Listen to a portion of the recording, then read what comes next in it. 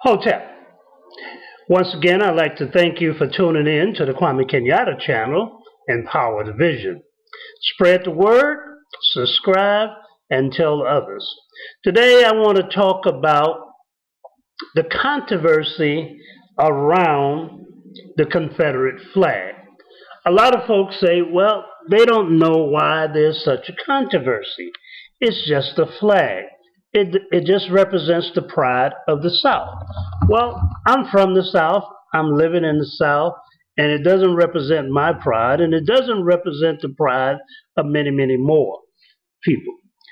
The flag has come to be known and to represent the actions of the Klan. Now, that may be unfair because the Klan will tell you their flag is the United States flag, but they also carry the Confederate flag as well. Why is that? First of all, the Confederate flag, and there were three Confederate flags, and all of them at one point was official. Let's go through them. First, you have what is known as the Stars and Bars.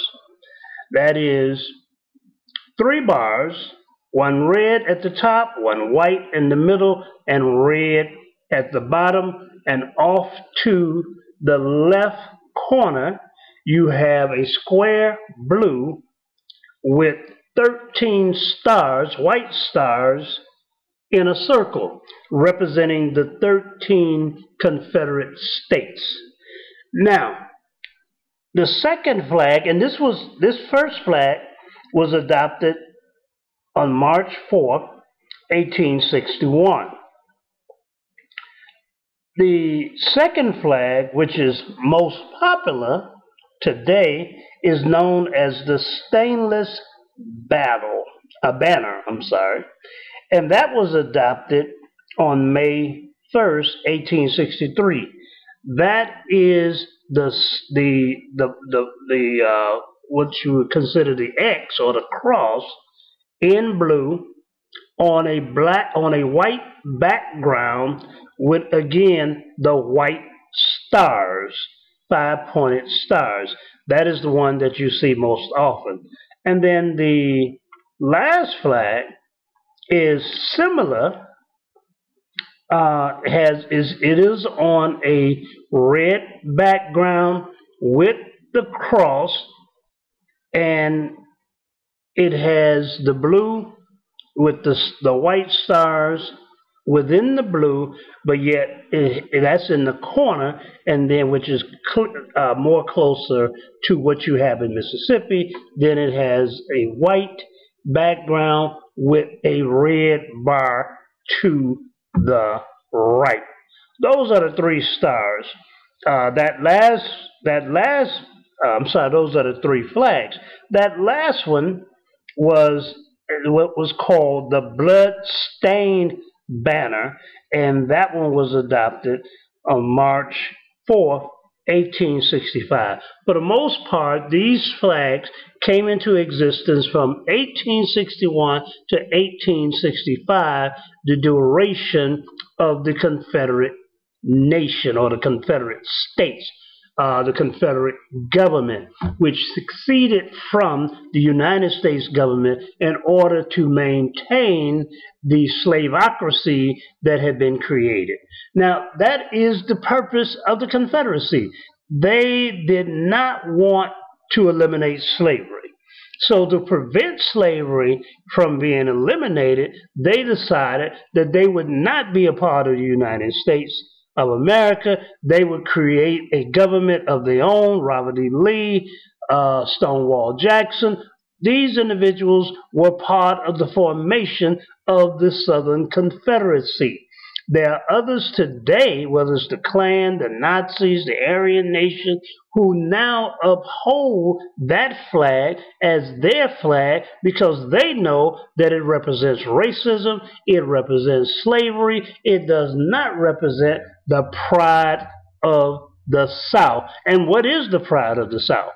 Is it just for those of us who were born in the South? It's the warm climate, it is the warm hospitality, it is the fact that there's a large majority of people of African descent living in that area, and you have customs of warmness, of food, of culture, whether it's the blues or jazz that come out of those areas, whether it's New Orleans or Mississippi.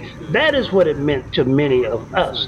But for many who fought in the Confederacy, and there are blacks who will tell you, well, my relatives fought and they were maitre d's or whatever. No, they were slaves, and they waited on people. They did do that.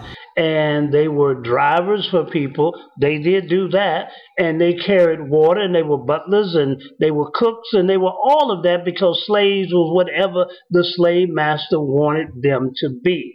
That was the result. That was their story. They stuck to it. And for the most part, they stick to it today. Mississippi, the last in everything. Last in healthcare, last in education, last in creating a justice system, a political, economic, or social justice system. Last when it comes to an economy that is thriving, but it is first in racism and maintaining racism. And so the Mississippi state government wants to maintain their flag, which is the stainless, what do they call it? The blood-stained banner. I want to make sure I get this right. The stainless banner with the red background, the blue cross, the blue X, if you will, with the white stars on each of those crossbars. That is in the Mississippi state flag. There are many who are fighting against that, as across the South, many, South Carolina and others, have given up the Alabama. All of them have given up the Confederate flag and have made it a relic, made it and put it into the museum or in the graveyard where it belongs. Now, Mississippi said, well, no, the people decided that that's not what they wanted. They wanted this in their flag, and we're not taking it down until the people vote for it, but of course they won't put it on the ballot. So also, we don't what you're viewing now are pictures that I took. It stands for our Southern Agrarian Society. In June of 2015, where a gathering of Southerners from across the South came together at the State House in Jackson, Mississippi, to support and to protest in support of maintaining this flag. There are others who are opposing the flag, most notably Ajane Ellis, who is an actress, who is opposing the flag and from Mississippi, and saying and have called upon other movie stars to join her to bring this flag down. Take down the flag is the battle cry, and others have said the same thing. And so I wanted to just weigh in on that and make sure that you had some education, that you understood and do not fall victim to the fact that this is just a flag that represents the pride of the South. This flag stands to represent the continuation of the slaveocracy and all that existed under that slaveocracy. Now, to the Klan statement that their flag is the United States flag, and that is the battle flag that they have carried since slavery and beyond, even though they carry both.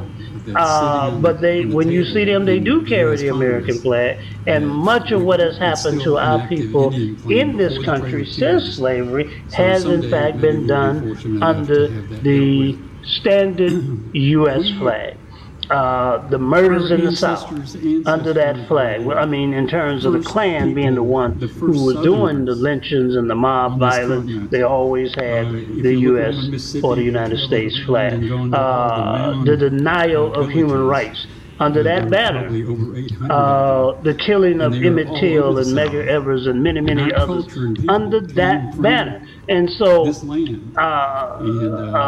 to their argument that if you're going to be against the Confederate flag, then you should also be against the United States flag, which they definitely have a point, and they're definitely correct. We have died under the United States flag. We have fought in every war that this country have had, from the American Revolution down to Iraq, Iran, Afghanistan, wherever they have gone, we have fought under that banner and in those wars and under those flags, and have come back and been treated less than human. In fact, been treated like animals. And so none of those flags have our best interests at heart. However, we do believe that the greatest symbol of the slaveocracy that existed in this country, that others are trying to maintain, is in fact the Confederate flag. And so, one at a time, many of us don't stand or carry any flag other than the flag that represents our liberation struggle given to us by the Honorable Marcus Garvey, the red, the black, and the green. And so we're clear on that. But I wanted to share information with you, share some knowledge with you, that those flags, and particularly the Confederate flag, represents and is a symbol of the continuation of the slaveocracy of the South. That is it, and that is all that it represents. Thank you for watching. Thank you for listening. This has been another edition of Empower the Vision. Hotel. Peace.